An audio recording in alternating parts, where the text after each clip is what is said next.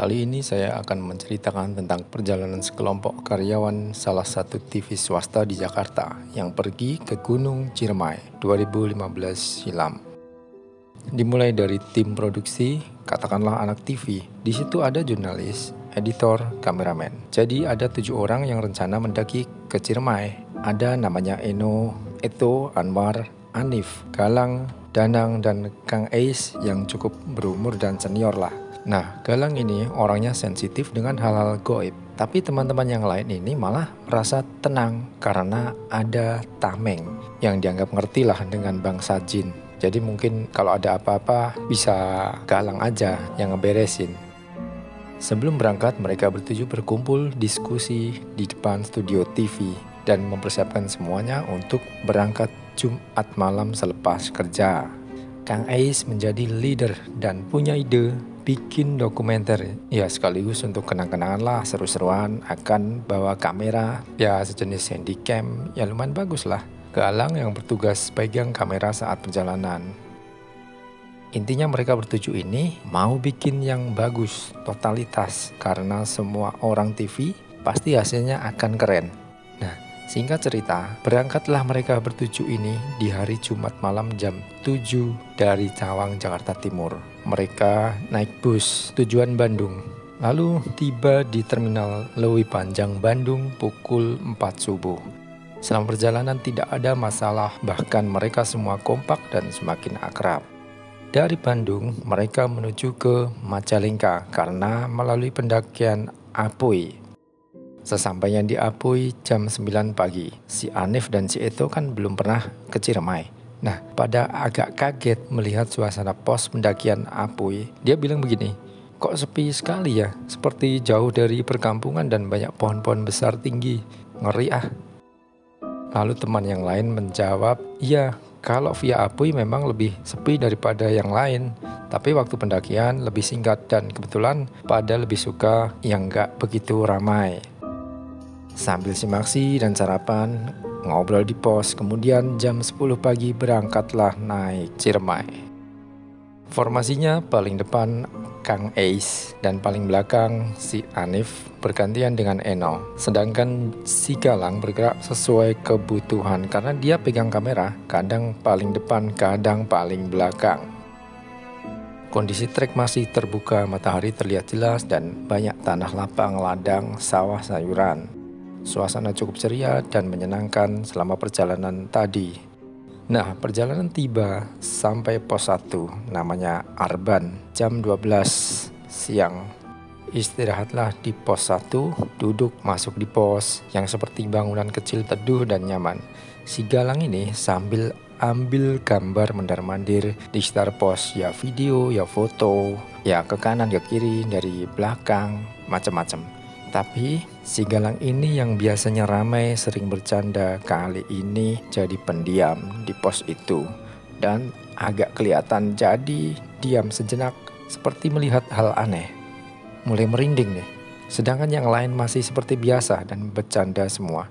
Rupanya benar, si Galang seperti mengalihkan pandangan dengan otak-atik kamera karena dia melihat sesuatu di samping pos itu.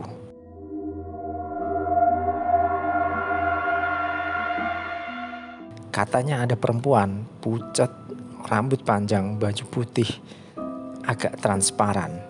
Tidak nampak seperti manusia, seperti yang banyak orang bilang yaitu kuntilanak sedang berdiri memperhatikan Galang yang sedang pegang kamera. Pantas saja dia seperti ketakutan, karena rupanya kuntilanak itu mungkin merasa dilihat oleh Galang. Jadi saling tatap mata sekilas, saling tahu gitu. Dari situ akhirnya Galang segera mengajak lanjut jalan lagi karena mungkin risih dan gelisah. Dan Galang bilang ke semuanya, sekarang kita hati-hati ya, kayaknya ini mulai agak serem nih, kata Galang. Kang Ais nyaut dengan santai dan positif, aman, kita pelan-pelan aja ya, sekuatnya jangan maksain, kalau capek ya berhenti aja, jangan buru-buru juga. Yang lain kompak nyaut, oke bang, aman. Nah, ucapan si Galang tadi dikiranya biasa-biasa aja, padahal ada maksud yang penting. Di perjalanan kembali ceria disambut suara-suara burung dan angin sumilir.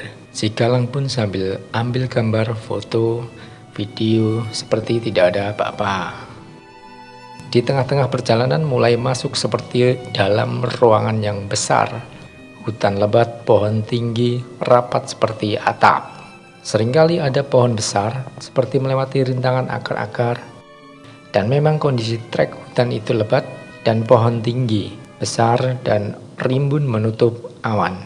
Jadi di atas seperti ada atap yang tinggi, bahkan matahari pun tak kelihatan. Sehingga suasananya seperti sore agak gelap lah. Serem sih. Sampai jam 3 sore tidak berjumpa pendaki lain. Hanya ada suara-suara hewan yang juga kadang bikin kaget mereka bertujuh. Singkat cerita, pos 2 terlewati dan sampailah pos 3 sekitar jam 5 sore. Mereka semua mulai khawatir karena hari mulai gelap dan ditambah gerimis. Jadi istirahat sambil pakai jas hujan. Disitulah suasana mulai sunyi dan masing-masing memikirkan keselamatan dirinya karena trek mulai licin dan harus ekstra hati-hati. Nampaknya si Galang mulai gelisah sendiri, mulai tidak banyak bicara seperti biasanya. Ketika teman-teman berusaha mencairkan suasana dengan obrolan, si Galang tidak terlalu respon, cenderung diam. Rupanya Galang gelisah karena kuntilanak yang tadi di pos Arban ada lagi di pos 3 di belakang mereka bertuju saat sedang memakai jas hujan.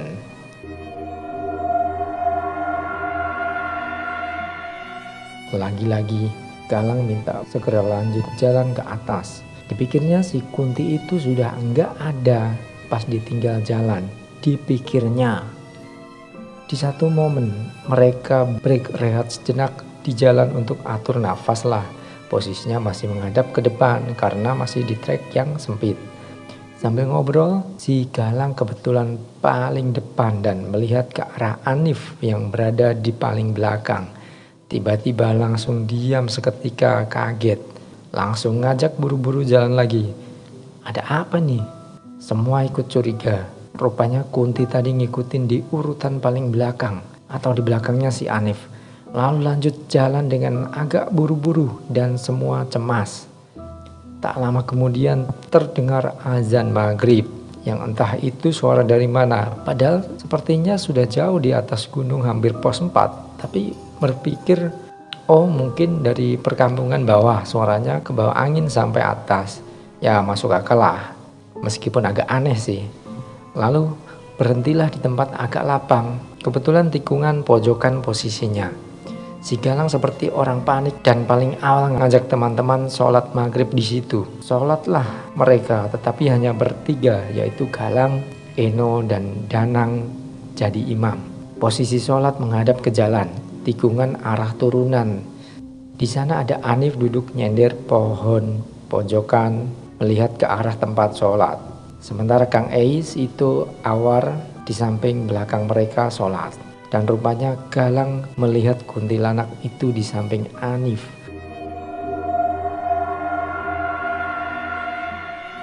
Diam seperti tidak suka ke rombongan, terutama Galang. Pandangan kuntilanak itu memperhatikan mereka bertiga sedang sholat, terutama memperhatikan Galang. Galang pun tak tahu apa salahnya, kok merasa dipantau Kunti itu terus-menerus. Waktu itu yang tidak sholat tiba-tiba seperti ngantuk semua. Si Anif, Eno itu dan Kang Eis yang duduk berjajar itu tidur semua seolah kena sirep. Padahal dari awal sudah sepakat kalau maghrib tiba tidak boleh tidur. Semua tahu. Faktanya tidur pulas semua kecuali yang sholat. Di situ Galang masih ketakutan dan berusaha memejamkan mata seolah tidak dilihat si Kunti yang masih berdiri di pojokan. Sampai beberapa waktu si Danang membangunkan semua untuk ngajak jalan lagi. Dan lanjutlah naik ke atas. Hari sudah gelap sekitar jam 7 malam.